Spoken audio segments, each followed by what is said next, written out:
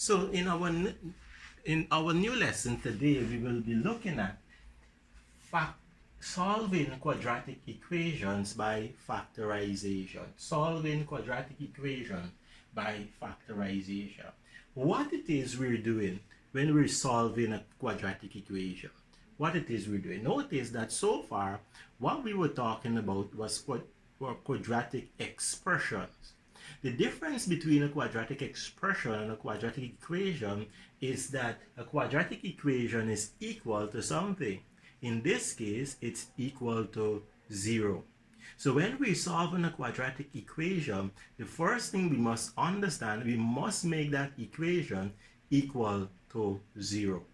We must make it equal to 0. And when we make it equal to 0, what we're actually finding is the 2 points where the equation or the curve cuts the x-axis.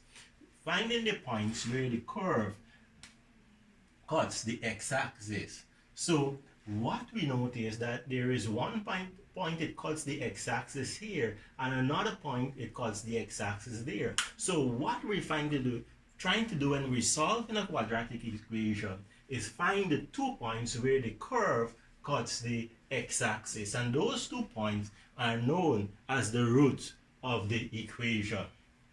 The roots of the equation. So when solving a quadratic equation, the first thing we do is get it in the form ax squared plus bx plus c is equal to 0. It's equal to 0. Now, remember, we looked at factorization, and when we factorize a quadratic expression, we found ourselves with a binomial. One term times the other term. Now, if we have two terms and we're multiplying those two terms and the result is 0, we have three possibilities. How do we get 0 when we multiply two numbers? One, the first possibility that the first number m, let's say we multiply m and n, and that's equal to 0. The first possibility is that m is equal to 0. M is equal to 0. So if m is equal to 0, let's say we have an n is equal to 4, we have 0 times 4 will give us 0. The next possibility that n is equal to 0. If n is equal to 0, let's say m could be 5. So 5 times 0 will give us 0. Or both m and n can be equal to 0. N can be equal to m and both of them be equal to 0. So those are the possibilities, and we will see how we will apply this in a minute to solve quadratic equations. So when we're solving quadratic equations by factorization, what we do is we write the equation,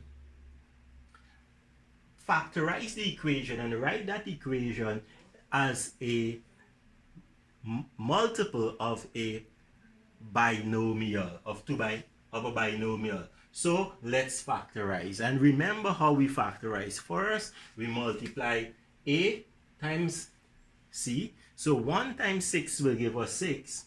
So we now have to find two numbers. When we multiply, we get 6, and when we add, we get 5. Two numbers, when we multiply, we get 6, and when we add, we get 5. All right? So what will be those two numbers? Those two numbers would be, yes, 3 and 2. So where we have 5, we write 3x plus 2x. So we have x squared plus 3x plus 2x plus 6 is equal to 0. Next, we group and we factorize. Factorize and simplify just as we did in previous examples of factorization. So we group. Our common factor here is x. So x plus 3, when we factor out our x, we have x plus 3, and here our common factor here is 2. So when we factor out 2, 2x divided by 2 will give us x, and 6 divided by 2 will give us 3, equal to 0. Remember, when our brackets are the same, we put the factors in one bracket. So x plus 2 in one bracket, and then x plus 3 in another, equal to 0. Now, here is the application of what we have here. M times n is equal to 0. Here we have one term times another term is equal to 0. So we look at the first possibility. M is equal to 0. So the first term, we can say that can be equal to 0. So we have x plus 2 is equal to 0. The next, so let us solve for x. What is x equal to? Here we carry our 2 over. We carry our 2 over. So to get rid of this 2 on this side, whatever we do on this side to get rid of it, we need to do it on the opposite side. So since 2 is positive here, to get rid of it, we subtract 2. So 2 or x plus 2 minus 2. If we minus 2 on this side, we have to minus 2 on the other side. So take 2. So 2 take 2, well, we will be left with nothing. So we have x is equal to 2, or 0 take 2 will give us minus 2. So x is equal to minus 2. And then we say that, you know what? Also, m could be equal to 0. X plus 3 could be equal to 0. So x plus 3 is equal to 0. Now, what we do?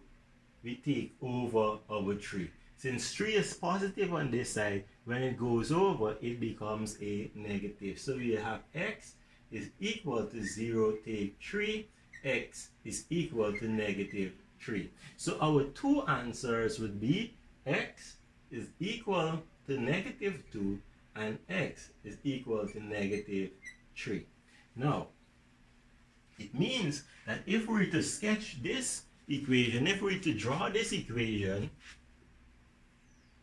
it means that it will cut the x-axis at negative 3 and negative 2. Alright? And I hope you could remember that it will cut, where it will cut the y-axis. You remember it will cut the y-axis at the point C, which will be 6. So if we were to sketch this curve, it will come something like this. It cuts at negative 3 and negative 2. Those are the roots of the equation, and then it will pass through at 6. Now, we don't have to draw this diagram for every time we solve an equation, but it is helpful to know what it is we represent, or how this curve will say. It will cut the x-axis at negative 2 and negative 3, and it will cut the y-axis as we did in our first lesson in the introduction, where C is, and C is 6. So the answer for this fact, when we solve this quadratic equation by factorization, is when x is negative 2 and when x is negative 3. What you can do is substitute negative 2 in here, in the equation, and you will see your answer will be 0. And substitute negative 3 in the equation, and you will see your answer will be 0. In our next video, we will do some more questions on factorizing quadratic equations and solving them.